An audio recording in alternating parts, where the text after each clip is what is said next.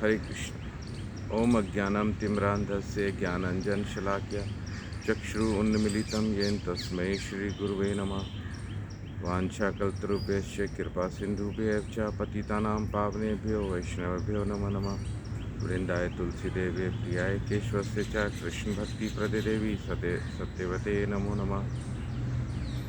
हे कृष्ण करुणा सिंधु दीनबंधो जगतपते गोपेश गोपिका कांत राधाकांत नमस्तुते। तप्त कांचन गौरांगी राधे वृंदावनेश्वरी विश्वानुसुत देवी प्रणमामि हरिप्रिये। जय श्री कृष्ण चैतन्य प्रभु नित्यानंद श्री अद्वैत गदाधर शिवासादि गौर भक्तवृंद। हरे कृष्ण कृष्ण कृष्ण हरे हरे, हरे राम राम राम हरे हरे। श्री राधे। सर्वप्रथम मैं अपने परम आराध्यतम गुरुदेव शिला भक्ति वेदांत माधव गोस्वामी महाराज के चरणों में कोटि कोटि दंडवत प्रणाम करता हूँ। तत्पश्चात अपनी गुरु परंपरा को कोटि कोटि नमन करते हुए दंडवत करता हूँ। श्री राधे। आप सब भक्तों का भी स्वागत। तथ्य तो बहुत सारे हैं जिन्हें हम चर्चा कर सकते हैं और करेंगे भी, लेकिन सर्वप्रथम हम ये तथ्य लेते हैं कि हमें भक्ति में, शुद्ध भक्ति में प्रवेश करने के लिए हमें क्या बाधाएं हैं। अक्सर मैंने ये देखा है कि जगह जगह यही चर्चा करते हैं। जब हम भक्ति की बात करते हैं तो विषय यही आते हैं कि अरे सांसारिक जीवन भी तो है, इसको कैसे छोड़ दें, इसको कैसे त्याग दें। भक्ति कर हर समय हम भजन ही करते रहें तो फिर बच्चों का पालन पोषण, माता पिता की सेवा कौन करेगा, कहाँ से पैसा आएगा, कैसे रोटी पानी का इंतज़ाम होगा। बात सही है, जीवन धारण किया है तो लक्ष्मी की अर्थात धन की आवश्यकता तो है, धन की आवश्यकता है तो इसके लिए हमें श्रम करना ही पड़ेगा। श्रम करके धन कमाना पड़ेगा। धन कमाएंगे तो हमारी ज़रूरतें पूरी होंगी। हमारी ज़रूरतें मतलब जो हमारे से रिलेटेड लोग हैं, जो हमारे से संबंधित लोग हैं, उनकी सबकी ज़रूरत हम पूरी कर सकेंगे। तो तथ्य आता है कि क्या वो ज़रूरतें बिना भगवान के भजन किए पूरी हो सकती हैं? क्या वो ज़रूरतें बिना हमारे स्पिरिचुअल हुए, बिना हम अपने स्पिरिचुअल लेवल को छुए बिना पूरी कर सकते हैं? तो सारे शास्त्र इनकार कर रहे हैं। अगर ऐसा होता, मैं थोड़ा सा एक क्लियर तथ्य रखूँगा, अगर ऐसा होता कि हम अपने दम पे ही सब कुछ कर लेते और हमारे स्पिरिचुअल लाइफ की ज़रूरत नहीं होती, तो हमारे सनातन धर्म के अंदर इतने सारे ग्रंथ नहीं होते। बाइबल नहीं आती, कुरान नहीं आती और अन्य अन्य धार्मिक ग्रंथ जो हैं वो नहीं होते ही नहीं। क्यों सबके सब हमें एक ही तरफ डायरेक्शन कह रहे हैं कि आप उस तरफ चले जाओ, क्या कहते, आध्यात्मिक हो, उस परवरदिगार, उस परमेश्वर के साथ जुड़ो, उस परमेश्वर के नाम के साथ जुड़ो। ये क्यों कह रहे हैं, क्यों कहा जा रहा है? क्योंकि वास्तविक जीवन यही है कि समस्त प्राणी आत्मा के, सोल के आधार पर हम यहाँ पर विराजमान हैं। इस शरीर में अगर आत्मा ना हो तो इस शरीर का कोई अस्तित्व ही नहीं है।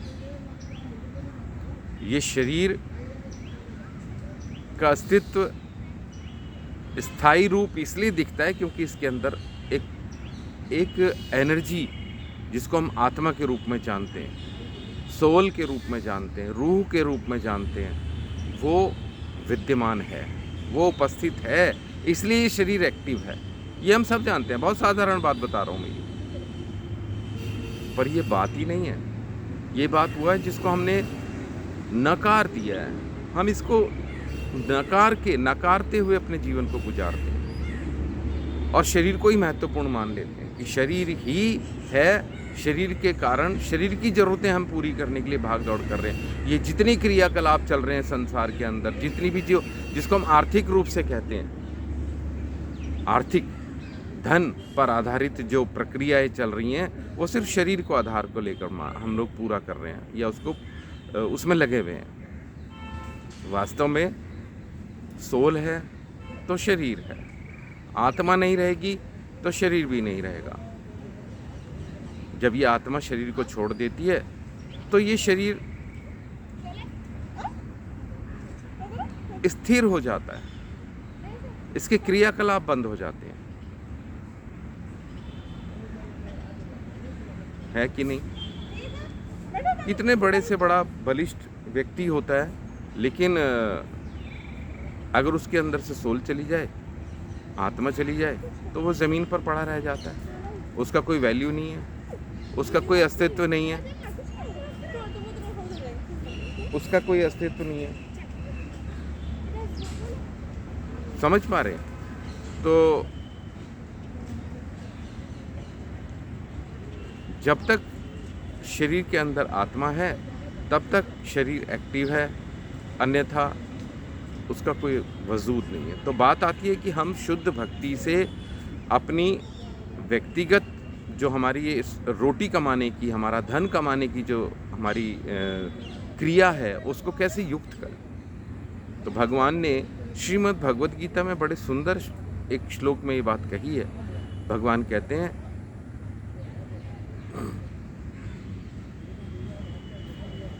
कि जो भी कुछ कार्य करते हो, जो भी कुछ कार्य करो, श्लोक में बोलते हैं, जो भी कुछ कार्य कर रहे हो जीवन में, वो सब मुझसे युक्त कर लो, मुझे मुझे मुझे उसके साथ जोड़ो। अर्थात मुझे, भगवान को कैसे जोड़ेंगे? अब यहाँ क्वेश्चन आ जाता है, प्रश्न आ जाता है। उसमें ये प्रश्न आता है कि भगवान को युक्त कैसे करें। इसमें शास्त्रों का जो गाइडेंस है, जो दिशा निर्देश है, वो यही है कि हम इस कलयुग में हैं, कलयुग के प्राणी हैं, कलयुग के जीव हैं, तो हमारे को इस कलयुग में सिर्फ भगवान के नाम का सहारा लेकर अपने कार्य को करना है। जब हम भगवान के नाम और जो भी कार्य का रिजल्ट हमारे करने पर आ रहा है, उसको हमें भगवान को समर्पित करना है, ऑफर करना है, समर्पण करना है, उसे भगवान को समर्पण करना है, ये कहते हुए कि हे प्रभु, ये सब कार्य आपकी शक्ति से, आपकी कृपा से मैं इसको पूरा कर पाया हूँ, पूर्ण कर पाया हूँ। और क्या, इसके साथ क्या करना है? अपोज हमने धन कमाया, हमें तनख्वाह मिली, हमें पैसा मिला, धन मिला, उस पैसे को भगवान के श्री चरणों में रखना है। सर्वप्रथम भगवान को ऑफर करना है कि प्रभु आपकी कृपा से मैं ये धन कमा पाया। अगर आपकी कृपा नहीं होती तो मैं ये धन नहीं कमा सकता था। देखिए, हम अपने परिवार को छोड़ के, घर को छोड़कर हम लोग रोटी कमाने निकल जाते हैं, हम नौकरी करते हैं, बिजनेस करते हैं, व्यापार करते हैं और दुनिया भर के जो भी धन कमाने के जरिए हैं वो सब करते हैं। तो क्या हम परिवार को साथ लेकर जाते हैं? परिवार हमारे साथ रहता है? माता, पत्नी, बहन, भाई क्या हमारी केयर कर रहे होते हैं? नहीं कर रहे होते। वो अपनी जगह पर होते हैं, हम अपनी जगह पर होते हैं। हम बच्चों को छोड़ के घर आ जाते हैं, बच्चे स्कूल गए हैं, कॉलेज गए हैं या कहीं और गए हैं, लेकिन हम तो उनके पीछे पीछे नहीं जाते। तो और फिर शाम को जब हम घर पहुंचते हैं तो सब लोग वहाँ पे विद्यमान रहते हैं, सब लोग उपस्थित रहते हैं, बच्चे भी आ जाते हैं स्कूल से, पत्नी भी घर में होती है, माता पिता भी घर में होते हैं और जो भी सदस्य घर के हैं सभी लोग मौजूद रहते हैं। तो देखिए, हमने उन बच्चों की केयर नहीं करी उतने 8-9 घंटे, 10 घंटे, ना हमने घर की केयर करी, ना कुछ करा, लेकिन फिर भी सब सुरक्षित थे, सब सुरक्षित थे। घर में जरा सी बात होती है तो हम हिदायत देते रहते हैं कि नहीं ऐसे नहीं करना, ऐसे करना, नहीं तो ये काम खराब हो जाएगा, ये काम। लेकिन जब हम इतनी दूर हो जाते हैं 8-10 घंटे के लिए, तब कौन हिदायत दे रहा है? तब कौन हमारी रक्षा कर रहा है? ये भगवान ही करते हैं, भगवान ही करते हैं। भगवान हमारी रक्षा कर रहे हैं, भगवान हमारी देखभाल करते हैं। तो अर्थात ये अर्थ निकलता है इस बात से कि भगवान की कृपा से ही हम वो धन कमा पाते हैं। हम बेफिक्र होकर अपने दफ्तर में, बिजनेस में अपना ध्यान लगा पाते हैं और जिसकी वजह से हम उसका रिजल्ट हमारे हाथ में आता है, वो धन। तो किसकी कृपा से वो धन प्राप्त हुआ? भगवान की कृपा से। भगवान ने हमारे परिवार को, हमारे आसपास के वातावरण को केयर किया, हमारी केयर करी, हमारा ध्यान रखा कि हमारा कहीं पे कुछ हादसा नहीं हुआ, कुछ अनहोनी नहीं हुई, हमारे को नुकसान नहीं हुआ जिसकी वजह से हमारे रोटी कमाने में बाधा आई। ऐसा नहीं हुआ। तो इसका मतलब ये सब भगवान की कृपा से होता है, हमारी कृपा से नहीं। तो इस तथ्य को समझेंगे कि हम जो भी कुछ करते हैं, लोग बहुत सारा दान देने की कोशिश करते हैं, दान दे रहे हैं, ये कर रहे हैं, वो कर रहे हैं, तो दान दीजिए।